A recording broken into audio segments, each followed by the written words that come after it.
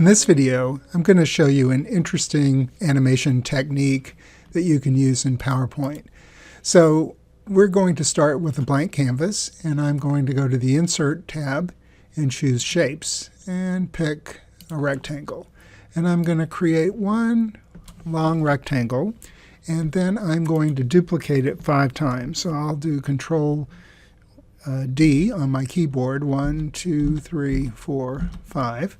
And you can see that they're a little bit off-center, so you can precisely select them.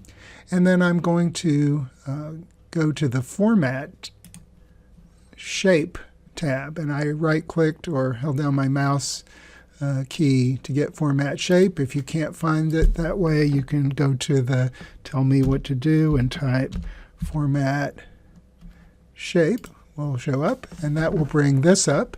And we're going to click on the size and properties and then select 30 degrees here. So then click away from that, go to the next one, repeat that process, go to size and properties in the format group, and this time we're going to add another 30-degree increment and use 60 degrees. And then the next one we'll do 90 degrees. And the next one we'll do 120. And this is a rotation of 30-degree increments. And the last one, some of you have probably guessed, 150, and you'd be correct. Okay, well, that is not exactly what I want because they just kind of look pretty disjointed. So what I'm going to do is I'm going to click and drag to select all of these rectangles, and I'm going to go over to the Align tab, and I'm going to align them center and also align them middle. And lo and behold, take a look at that. So now I can select them all once again and go to the Animations tab and pull down and click on Spin. And look what we have. We have a little gear that spins. But some people might object to all of these lines on the rectangles. So what I'm going to do is go back to Insert and go back to Shapes. And this time I'm going to pick a circle tool. And then I'm going to hold down the Shift key on my keyboard to keep my proportions correct so that my circle stays exactly in proportion. And you can see that it's kind of, what I want to do is I want to get this in the middle, but it's kind of hard, even with these guide tools, to know if I'm exactly in the center or not. So an easier way than struggling with that is just to select it all and repeat the Align Center and Align Middle. And now we're sure that our circle is right in the middle. And now, if I select these, then I go back to the Animations tab and click Spin. And there we go. There's my gear icon. And if I want, I can experiment with this. I can go back to Insert Shapes, do another circle in the middle of this circle, again holding down the Shift key.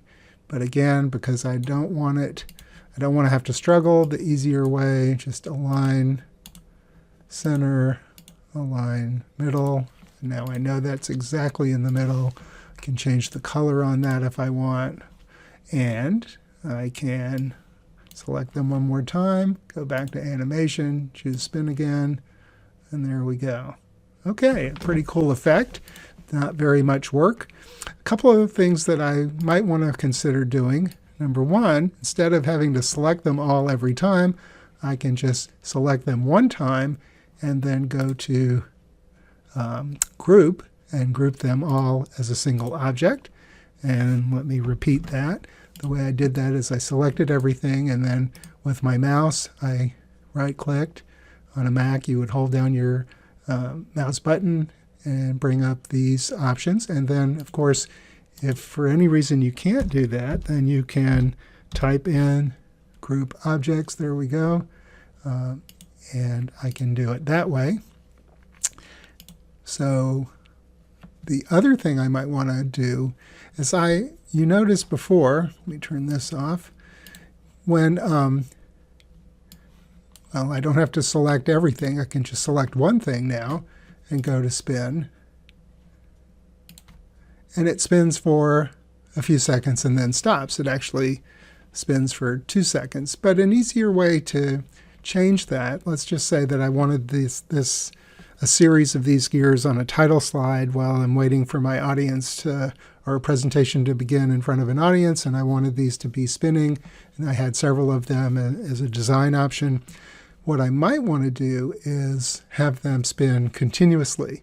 So an easy way to do that is what we want to do is we're looking for the timing, and there are a number of ways to do that. We can go to the animation pane and come over here and select this group and go to timing and choose until next click. You can see you can do it 2 seconds, 4 seconds, 10 seconds. Until next click means that it will just spin until, well, I have to actually put it into slideshow mode. Let me do that. And when I click this first time, it should now continue to click until I click to spin until I click the mouse one more time.